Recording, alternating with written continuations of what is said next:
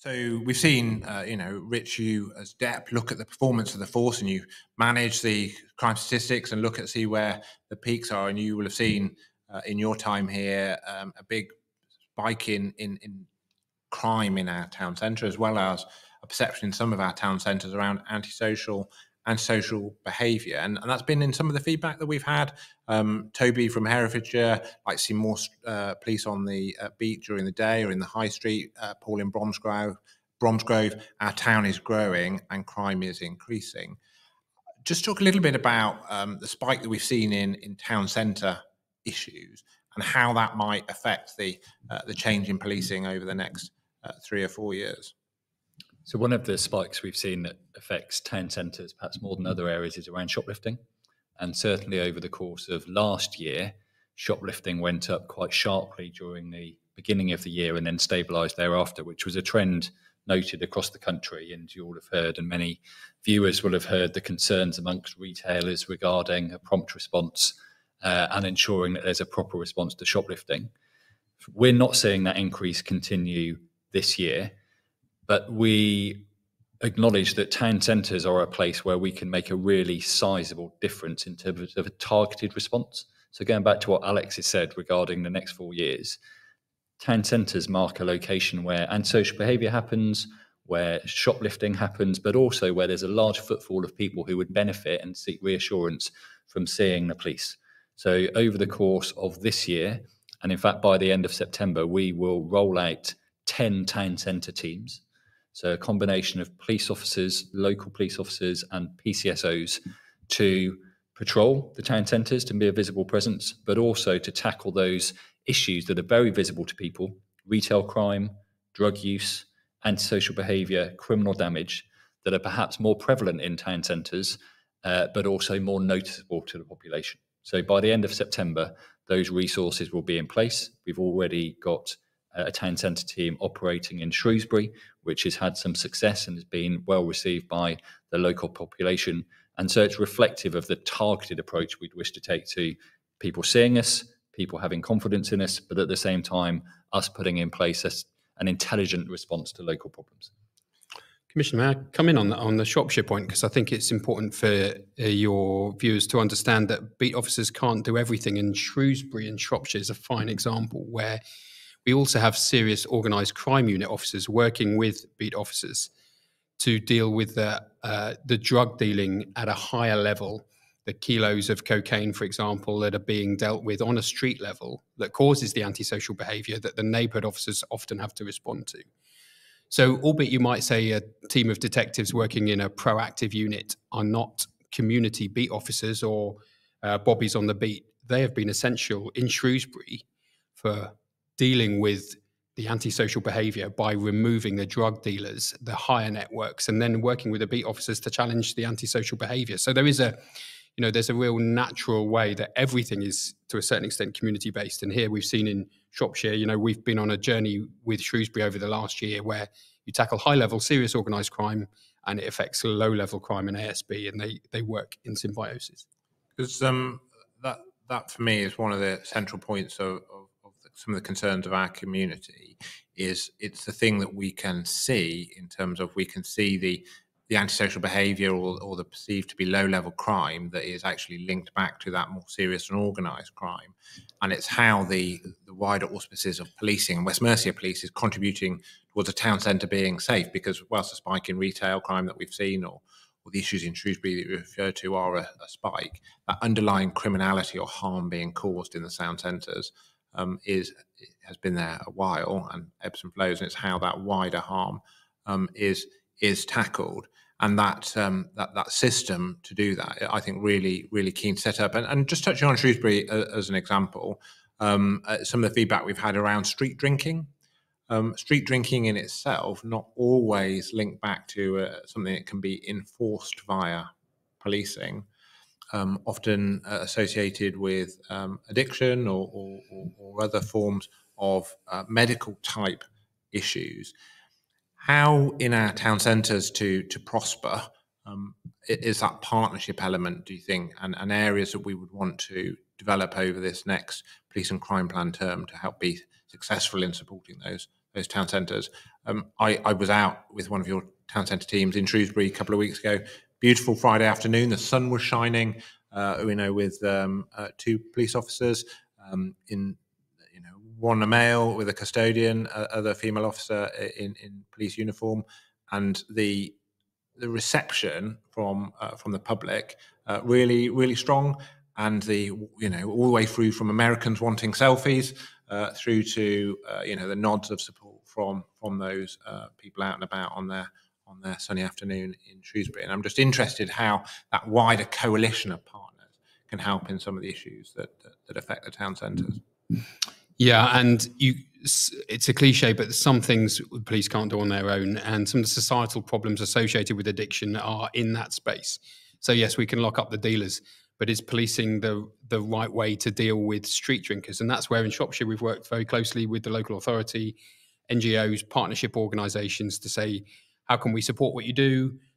How can you discourage city centre drinking, town centre drinking? And there were some locations, for example, in the town centre in Shrewsbury that we know attracted crowds of people that would cause some of the antisocial behaviour problems. So we can come in with some civil interventions or working with the community safety partnership to do that, or we can move the premises to a more ideal location. And there's a number of options we can deal with there. Claire, you support my office around commissioning and policy development. Some of your work is supporting the drugs partnerships that are out there and wider commissioning in the prevention space. Over the next 4 years, where do you think there's some areas to where either attention or resources can help assist in supporting our town centres to thrive and be the safe spaces I think most of our residents want? Yes, absolutely. So I think there is definitely some scope for us to develop our partnership work in relation to commissioning. We've had some examples of success fairly recently in terms of safer communities projects, but there is absolutely much more that we can do in that space. For example, taking Shrewsbury again as an area of focus, we have committed to providing funding in partnership with the Town Council and the Shropshire Council for street rangers, quarry marshals, and those sort of non-policing type roles. I'm interested in your feedback around those particular roles and how they contribute towards the policing presence that you mentioned earlier.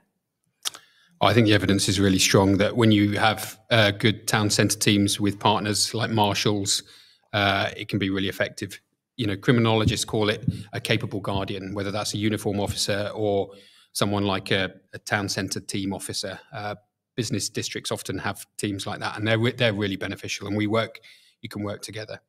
And I also think it's important to stress that when we talk about street drinking, there are some addiction problems, there are some vulnerability problems, but there are some just criminal problems as well that are not acceptable. There's never an excuse sometimes to behave in a particular way. And if you're going to cause harassment, alarm or distress or be aggressive, then whether you're addicted to something or not, it's unacceptable. We should challenge it and the police should challenge it, and we should be robust with those individuals.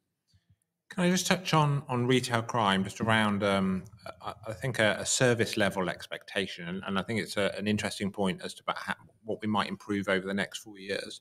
Michael from Bridgenorth says, my daughter works in Sainsbury's and I'm concerned about the levels of brazen shoplifting, which often comes with threats and menace aimed at staff. This needs tackling. Now, I get this is a private space, essentially, isn't it? A business to where they're responsible for keeping their staff safe, etc., and taking all reasonable measures to stop their goods being stolen. And indeed, they can refuse service, can't they? They don't have to serve, as it were.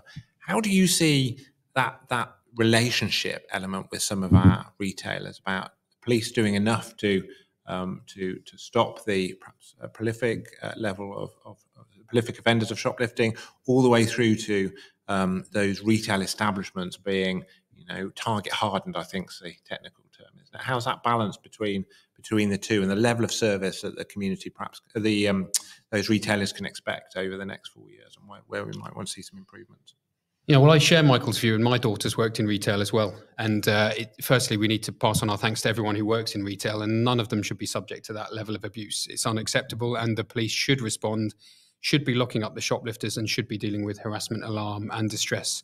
I think it's fair to say when we've looked at the shoplifting issues in West Mercia, these are not, as some people say, hungry people stealing nappies. When we've done our research, the people we're arresting are prolific, lifelong criminals. And so it's part of the police's role to be very robust with those individuals to stop it happening. But we never do it in isolation. And again, the evidence is reasonably strong. If you can target harden, we call it situational crime prevention, you can reduce the thefts in a store. And so whether it's putting the relevant security on, having your own security detectives in place, having items that are most likely to be stolen away from the front door and in CCTV presence, you are always going to deter criminals, particularly if it's combined with a police response that is robust. So both Richard and I have been very keen over the last year to increase our focus on shoplifting, because it's not a low-level crime. These people are prolific, and it does have an impact on people like Michael's daughter and small businesses that are trying to make a profit. So I'd say we are focused in this area for the right reasons. We get, especially in our roles, we often get the service failure when it's gone wrong or the relationships has failed. But I also know there will be some really great examples of partnership delivering the kind of outcomes that you've just referred to in West Mercia. How do you, as an organisation, balance that areas of where we need to do better through to this is the best practice and things that are going well? And I love an anecdote. I happened to be up in Sainsbury's in Telford last week. Popped in for a sandwich, as you do. As I was going through the front door, Sainsbury's staff coming out, there'd been a shoplifter detected by their undercover guard, leaving the site just as your colleagues were arriving on blue lights to intercept the vehicle. Person detained. That will never make our ears normally if I hadn't been in there popping in for my prawn sandwich of a lunchtime, but happened to chat to the staff in Sainsbury's, and they talked about the situation. They do get a good response when they call. There's always more to be done, but overall a fairly positive experience. But that isn't what crosses our desk, as it is when it goes wrong elsewhere. And how do you manage that balance between, yes, as Rich said, we're dealing with a spike, of course we are, but there is some really great examples of the partnership that you describe. Yeah, there is, and we need to make our organisation really proud of what they do, and people who live in West Mercia are proud of West Mercia Police. We perform well, but as you say, sometimes we don't. And my job is, when I see brilliant practice, or Richard's, to reinforce it, say thank you very much to our staff, keep working in that way, and where there has been a level of service that's not acceptable, to challenge it. And we can do that at a system level, but also at an individual level. We can occasionally base our perception on outliers, can't we? And I agree that we sometimes see when things have gone wrong, and the public perception sometimes is based on those things that have gone wrong. Every day in West Mercia, there will be prompt responses to shoplifters who have been detained, to cases where a retail worker may have been subject to threats of violence. And I think it's really important that we target our resources in the most efficient and effective way. So I would expect, where a person has been detained for shoplifting, that we are there very promptly, certainly within an hour. And that would be a standing expectation. I would envisage us meeting the great majority of the time. There will be occasions when a shoplifting occurs. The store may perhaps only realise it afterwards by virtue of a stop check, and there's some CCTV of the offender. So then I would expect us to be efficient in terms of perhaps inviting the store to submit that to us electronically. We will see if anyone knows who the person is. We will circulate it amongst all our officers and staff to try and identify the person, and then take action as necessary. So that may not elicit a physical response, but I'd like to try and get across that doesn't mean that something isn't being done. So we will deploy our resources really where the greatest benefit can be provided to the public and those people working in the retail sector. Yeah, and it's worth emphasising to viewers, we are increasingly a tech-enabled organisation. So when you have good CCTV of someone, we do retrospective facial recognition, which is checked nationally against all images held in custody systems. So if you have CCTV of an offender doing something, we have a much higher chance now of being able to catch and identify them. So that's been a real boon for us over the last year as well.